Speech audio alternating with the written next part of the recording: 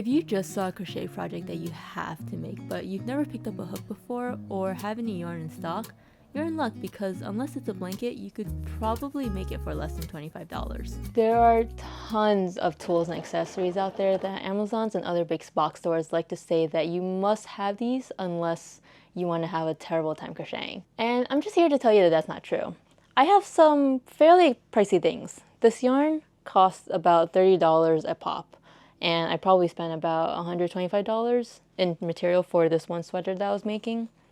I also have these $100 crochet hooks that are only 8 in total, and I've only used on one project so far.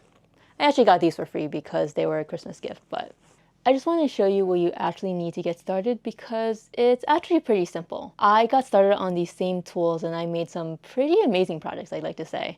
This doll is just one of them.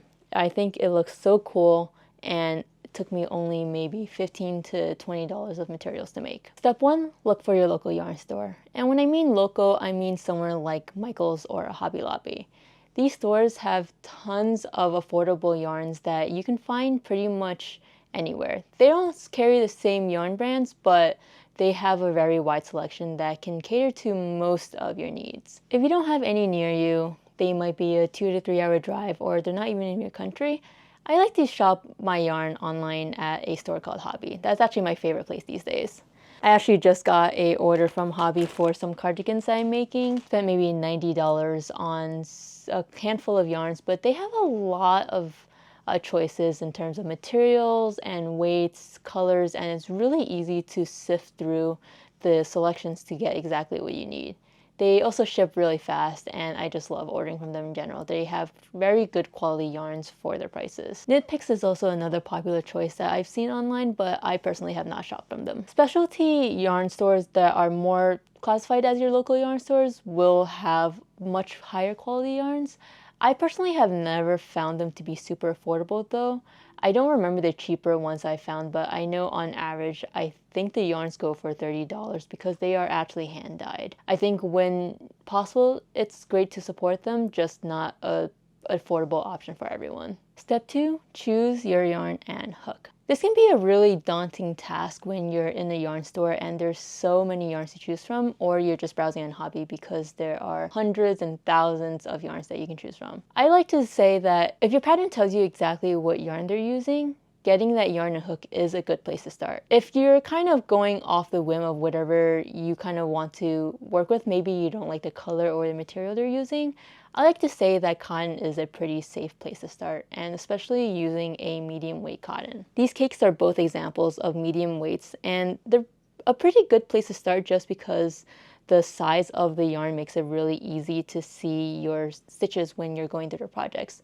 Using a thinner yarn can be a little frustrating, and especially using black yarn. It might make you tear your hair out because it is so difficult to see the yarn, so it's not something I recommend for people just starting out. If you're making something for the winter though, wool is a good option just because it does keep you warm, but in general, I like to say that cotton is a pretty good catch-all for most of your projects. There are definitely specialty yarns like silk and alpaca that get a little pricey, but can give you a specific softness that you might be looking for. When you're just beginning, it is really hard to tell what different material feels like, so going to the store and just putting your hands out and seeing how different yarns feel is a good start to kind of get a feel for what different cottons and acrylics and blends will feel like. And just for a note, a lot of people will say, oh, this yarn was really soft, oh, that yarn was really soft, but you won't know how it feels for you until you actually touch it, because I've had yarns that I've seen patterns recommend that I didn't really like and I didn't agree with just because when I touched them, I think one brand that comes to mind is Wool Ease. I tried it and I really didn't like working with it. It was too thick, it felt scratchy to me, but what feels scratchy to me actually could feel great for someone else, and the same vice versa. The pattern that you're following will likely tell you how many yards or grams of yarn that they're using. This is based off of generally the weight of yarn, so a sport weight yarn or a medium weight yarn.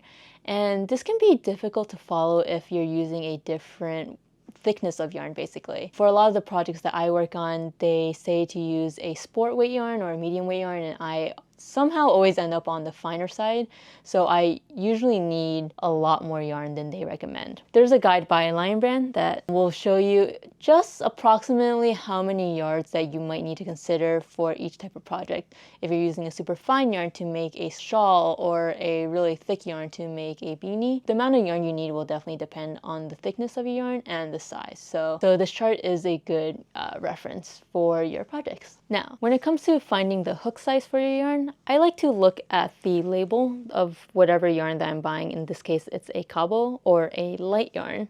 And I like to generally go down a hook size or a half, even if I have, just because I find that it gives me a tighter and neater finish. When you use the hook size that's recommended, I find that it gives me a little bit too much gaps just because I think my tension is usually on the tighter side. In general, having less gaps in your project is a good move. It's really common for beginners to have larger gaps just because their tension might not be even or established. You can find a pretty basic crochet set on Amazon for like maybe $15 that will get you 10 hooks and a couple of accessories. They're pretty good just for starting out. I actually use this one quite frequently, this 2.5mm hook.